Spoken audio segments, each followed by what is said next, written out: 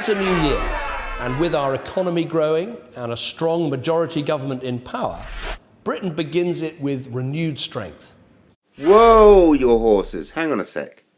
Our growing economy is based on lies. That's why you've had to include prostitution and drug dealing into the gross national product. The only reason you have majority government is because 250,000 postal votes were stolen in the run-up to the election, and of course the many cases of electoral fraud committed on election day. There are no New Year's resolutions for us, just an ongoing resolve to deliver what we promised in our manifesto. Security at every stage of your life. You've got no New Year's resolutions because you've got no new ideas. Your only resolve is on finishing what you've started, and that's to bring about the downfall of the UK, and to take away people's security at every stage of their lives. From birth to death, they'll never be safe under your watch. Over 31 million people will begin the year in work, more than any in our history. Bullshit! What you mean is 31 million people either on slave labour or sleeping rough on the streets. 6 million children will start the new term at a good or outstanding school. Absolutely rubbish. You mean 6 million children available to be abused and used at the hands of the evil elite. More than 500,000 workers will be taken out of income tax in April, as everyone, apart from the very best paid, gets a tax cut. And for the lowest paid, there will be a new national living wage. Such utter crap coming from a traitor of the British people. We'll all pay more, while the highest will pay less. The national living wage should be called the national slave handout instead. Meanwhile, millions more will benefit from the free childcare, new academies, rising pensions and extra apprenticeships that we committed to in our manifesto, all as a result of our long-term economic plan. Long-term economic plan? Oh, please. With a cocaine addict in charge of the economy, the only thing we'll endure will be higher childcare costs, more defunct pensions, more slave labour, and schools in which all they teach is brainwash and how to completely adhere to a fake system.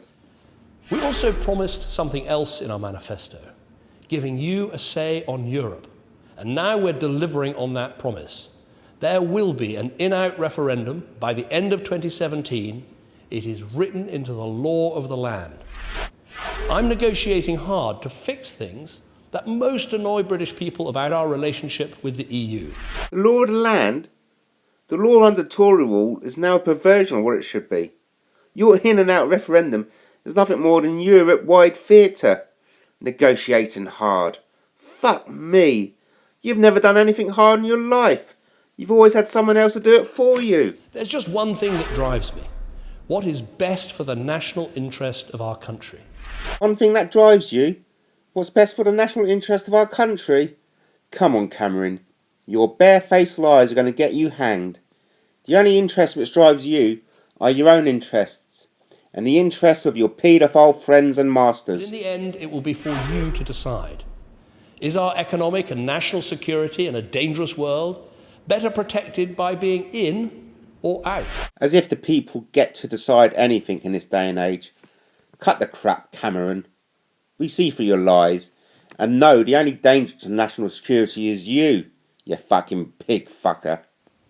We also go into the year confronting some deep social problems, ones that have blighted our country for too long. The only deep social problem we have is the obedience we have in believing the bullshit you lot feed us via our TVs and newspapers. I want 2016 to be the time when we really start to conquer them.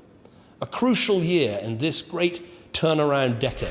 Now we're talking the same language. This is a crucial year in this great turnaround decade, and it's the year we finally conquer the evil you represent and see you and all your friends and masters rot in hell, in jail, where you belong. Because with economic renewal and social reform, we can make everyone's lives more secure. You mean because of your economic crimes and assault on our nation's social welfare, everyone's lives are more insecure and have never been more in danger? So, if you're one of the many hard-working young people locked out of the housing market, we will deliver the homes that will help lead you to your own front door. Hard working? Oh, fuck off, Cameron. Your spells don't work on us anymore. You don't know the meaning of hard working, let alone how to reward it. The only thing you reward is crime, disorder, and failure. If you're off school or out of work, trapped in an underworld of addiction, abuse, crime, and chaos, we will sweep away state failure and help give you stability. Stop making me laugh. Corruption is dripping down from the very top. What you mean is you'll provide further stability to the underworld, addiction, abuse, crime, and chaos. If your dreams have been dashed simply because of who you are, we will fight discrimination and deliver real opportunity to help lay your path to success. Yeah, sure you will. All our dreams have been dashed, and the only way to rectify it is to ensure you and your like are locked up in prison, or better yet, hung from high. And we will take on another social problem too. Yeah, pray tell, you idiot. When our national security is threatened by a seething hatred of the West, one that turns people against their country and can even turn them into murderous extremists, I want us to be very clear. You will not defeat us. And we will not just confront the violence and the terror. Right there. Oh yeah. Like the false flag events of 7/7, Woolwich and Paris. The only international terrorists we have to worry about is you and your other buddies around the world. We will take on the underlying poisonous narrative of grievance and resentment. We will come down hard on those who create the conditions for that narrative to flourish.